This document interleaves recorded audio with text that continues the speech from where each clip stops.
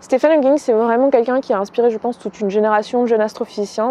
Et je pense qu'il a inspiré beaucoup de monde pour plusieurs raisons. Et dans cette vidéo, je vais vous donner les 3 raisons pour lesquelles il m'inspire. There's nothing like the eureka moment of discovering something that no one knew before. I won't compare it to sex, but it lasts longer. Alors cette vidéo, en fait, c'est une série de vidéos que j'avais envie de faire depuis très longtemps. Il y a quelques mois, j'ai noté une liste de personnes qui m'inspirent et à côté, je me suis demandé pourquoi elles m'inspiraient. Et je me suis dit que ça serait sympa d'en faire une série de vidéos, puis je l'ai jamais fait.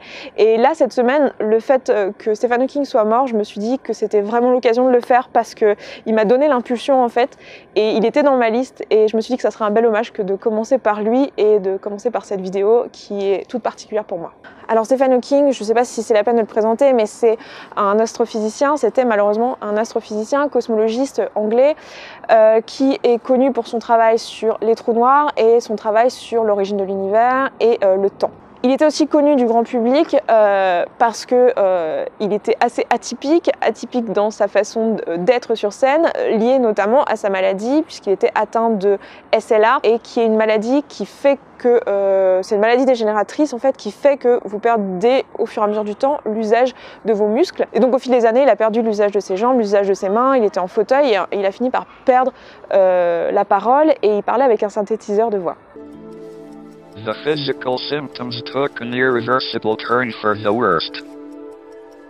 That was the year in which he lost the use of his hands.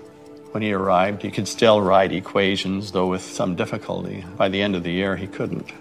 So it was, in terms of his physical development, it was a more difficult period. On the other hand, in terms of his mental development, as he gradually lost the use of his hands, he further developed his unique ways of thinking by manipulating shapes and topologies in his head and became even more advanced than the rest of us. La première chose qui m'inspire chez cet homme, c'est le fait d'avoir détourné son handicap en atout. Et c'est quelque chose que je vous dis très souvent. Je vous dis souvent que en fait, l'important, c'est pas les circonstances, mais c'est ce qu'on en fait. Et que c'est pas tellement de savoir si vous avez, si à la naissance on vous a filé une valise super pratique avec 4 roulettes ou si on vous a filé un vieux sac à dos tout pourri, pas du tout pratique. Finalement, ce qui est plus important, c'est de savoir qu'est-ce que vous allez faire avec ce que vous avez. Et je pense que Stephen Hawking, c'est typiquement la personne qui a montré et qui a compris qu'en fait, avec un sac à dos tout pourri, le truc trop cool, c'est qu'on pouvait monter le mont Everest, alors qu'avec une valise à 4 roulettes, c'était vachement moins pratique.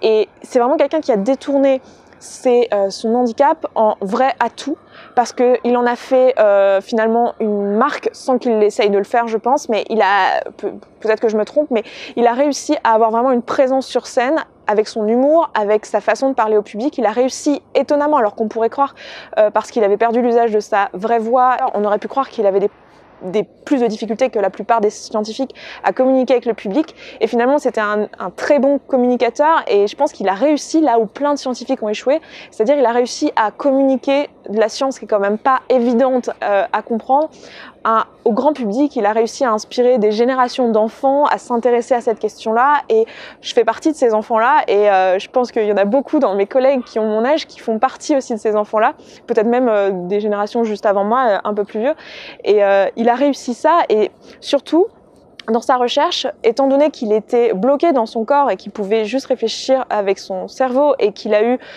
au fil du temps, il a perdu l'usage de ses mains, donc il pouvait plus écrire des équations, etc. Ça lui a forcé à penser la science tout à fait différemment.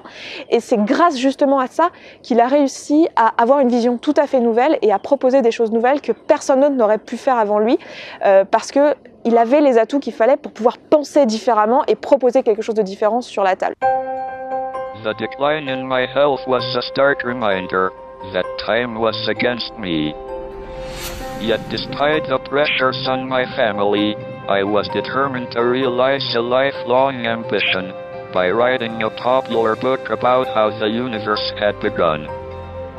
I wanted the book to be read by millions of people around the world, like a best-selling airport novel. La deuxième qualité que j'ai envie de mettre en avant de Stephen Hawking, et qui est une qualité qui revient très souvent auprès des personnes qui m'inspirent et des personnes qui réussissent de manière générale, c'est la détermination le fait d'être complètement têtu. Je pense que beaucoup de gens qui réussissent, quel que soit le domaine, ce sont des gens têtus, déterminés et complètement focalisés sur ce qu'ils veulent faire. When Stephen's thinking about a problem, he will become obviously obsessed with it. Il a réussi et il a montré que ça paye puisqu'il a fini par faire son travail sur le temps et il a fini par l'écrire, le livre qu'il voulait écrire. Ça s'appelle A Brief History of Time. Ça a été un best-seller. Il a fait des millions de ventes, je crois 10 millions de ventes. Et c'est vraiment un livre qui a inspiré le public et qui a vraiment changé la science. Et il nous a vraiment montré que quand on voulait faire quelque chose, on pouvait y arriver. Il l'a montré aussi dans sa vie privée, puisque quand il était en train de faire sa thèse, on lui a annoncé qu'il allait vivre 2 ou 3 ans. Finalement, il est mort à un âge tout à fait honorable, que beaucoup d'entre nous qui sommes en excellente santé, on vivra peut-être pas jusqu'à cet âge-là. Et il a montré qu'en fait, on pouvait pas prendre un non comme une réponse. On pouvait pas prendre un non, c'est impossible comme quelque chose de vrai et qu'on pouvait toujours changer notre réalité.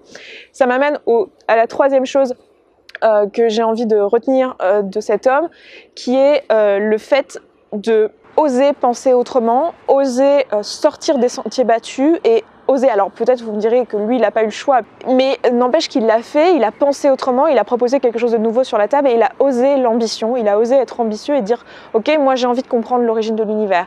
Et ça c'est quelque chose que beaucoup d'entre nous on fait pas et on n'ose pas se lancer, on n'ose pas se dire j'ai envie de faire ça, j'ai envie de faire des grandes choses parce qu'on a peur d'être non légitime. On se pose tout un tas de questions qui sont finalement liées à notre ego, qui sont liées à nos propres peurs, qui nous sont personnelles. Et il a su passer au-delà de tout ça. Il s'est juste focalisé sur ce qu'il avait à faire et il a osé rêver, il a osé avoir de l'ambition.